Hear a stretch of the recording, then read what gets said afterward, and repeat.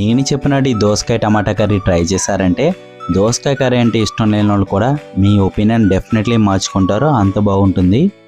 ముందుగా స్టవ్ మీద ప్యాన్ పెట్టుకుని ఆయిల్ యాడ్ చేసుకుందాం.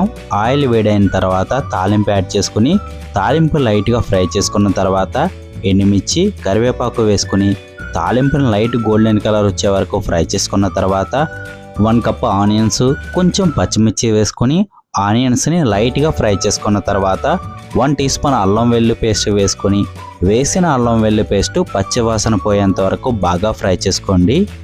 ఫ్రై అయిన ఆనియన్స్లోకి ముందుగా కట్ చేసి పక్కన పెట్టుకున్న అరకిలో దోసకాయ ముక్కలు చిటికెడు పసుపు వేసుకుని బాగా కలుపుకున్న తర్వాత మూత పెట్టి 3 నుంచి 4 నిమిషాల పాటు లో ఫ్లేమ్లో కుక్ చేసుకోండి.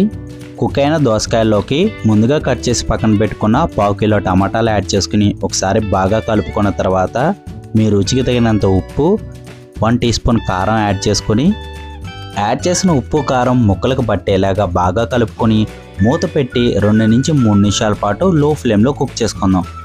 మధ్య మధ్యలో కర్రీని కలుపుకుంటూ కర్రీ అడుగు పట్టకుండా టమాటా బాగా కుక్ అయ్యి స్కిన్ సపరేట్ అయ్యే వరకు బాగా కుక్ చేసుకోండి.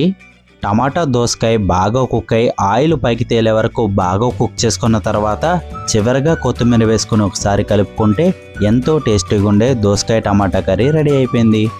ఫుల్ వీడియో కావాలంటే ఛానల్లో ఉంది, తప్పకుండా వాచ్ చేయండి. వీడియో నచ్చితే లైక్ అండ్ సబ్స్క్రైబ్.